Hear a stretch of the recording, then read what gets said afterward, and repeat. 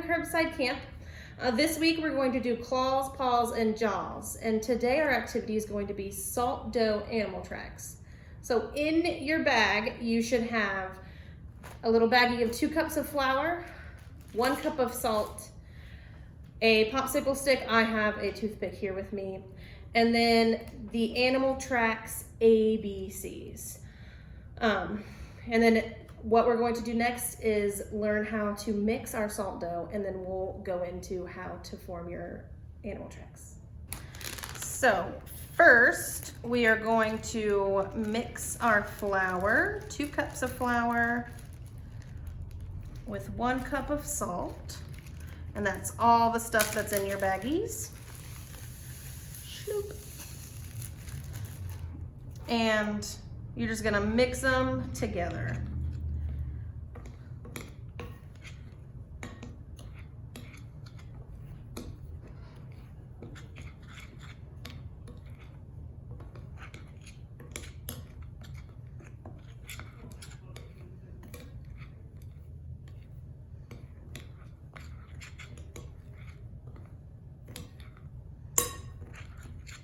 Okay, and then you need to, with your 3/4 cup of water, as you pour it in, mix it together. So you don't want to pour all the water in and mix it. You want to do it slowly, a little bit at a time while you're mixing them together.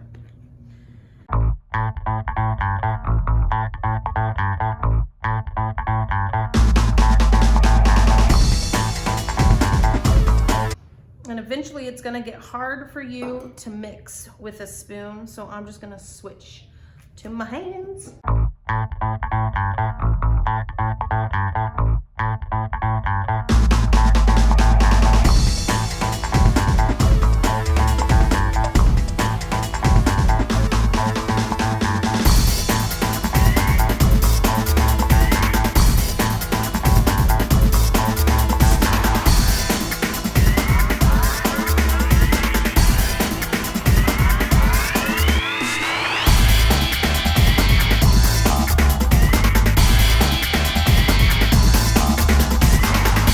Once you've mixed it in the bowl, and I had a few pieces like left over that didn't really stick when I added in the rest of my water, but that's okay.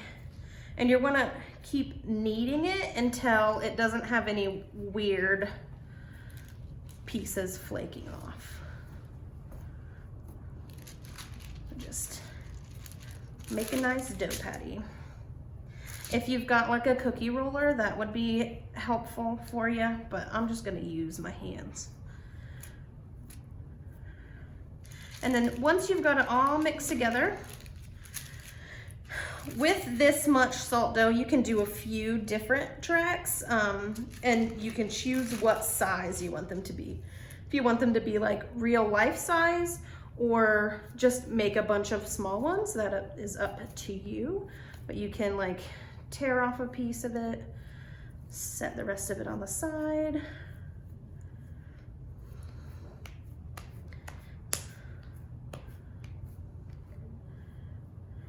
Make a salt dough pancake. Okay, now at this point, this is where my animal track ABCs come in. So you've got animals A to Z. If you want to look up animal tracks online and like choose a different one that we haven't included in here, that's totally fine too. And online will give you more information, like say you wanted to do a bear claw. A full grown bear, whether it's like a grizzly bear or a brown bear or a black bear, their paws are usually the size of our hands. Whereas if you were like to do a house cat, their paws are usually like the size of a quarter, depending on what breed of cat you have. So I think going through all of my animals, I'd like to do a coyote.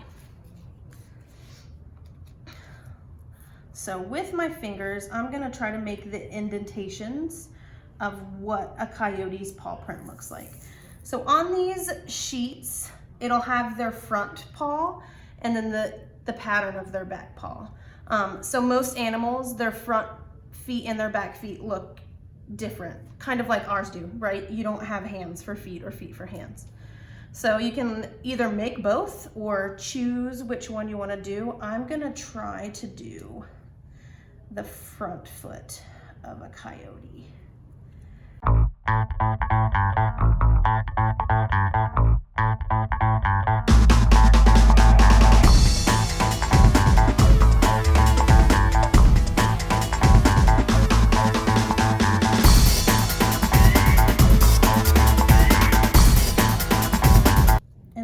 With my popsicle stick, I can make the smaller details that my fingers couldn't make, like their claw marks.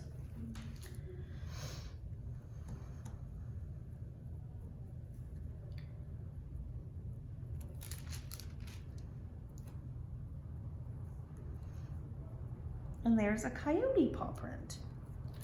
Now, if I want to keep my coyote, I can lift it off and set it to the side and then grab some more salt dough off of my bigger roll.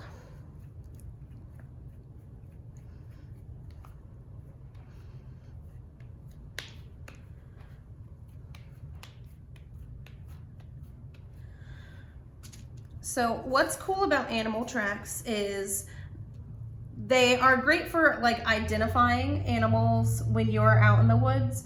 So if you are, let's say, like backpacking with your family and you're in the mountains and you see a bunch of tracks, and let's say they like look like coyote tracks or they look like wolf tracks or possibly bear tracks, you could decide like, man, is this a good place to camp out in the night? If we see a lot of like coyote and bear tracks, I would probably say no. And then it's good for like if you're a hunter or anything like that. Farmers know how to identify tracks so they can see if like foxes or wolves are getting into their chicken coops and stealing their sheep. I'll do a deer. Okay, animal tracks are also cool in the sense that you can learn a lot about the animal based on what their prints look like.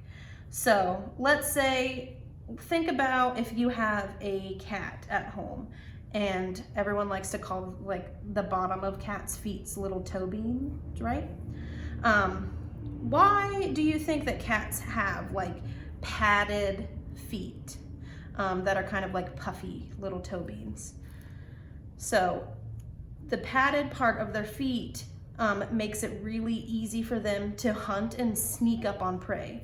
So as opposed to like a deer who has like hard bone hooves, when they walk in the woods, they're not really the quietest of things, right? Because they've got those hard feet. But cats with their padded feet, those pads absorb noise. So when they are out like stalking their prey, it's a lot easier for them to sneak up on something with their padded feet. And then for deer, because they have hooves, it's a lot easier for them to like grip the ground and run away because they have hooves and they can like run up steep parts of hills. So animal adaptations are really cool to learn about because it teaches you a lot about how the animals evolved and how they survive out in the wilderness. This is the biggest deer that anyone has ever seen in their entire lives right here. If you saw a deer that left this hoof print, I would be kind of scared. It's like a moose, actually. Oh, they've got a big divot here in the middle where they come apart and then come back together.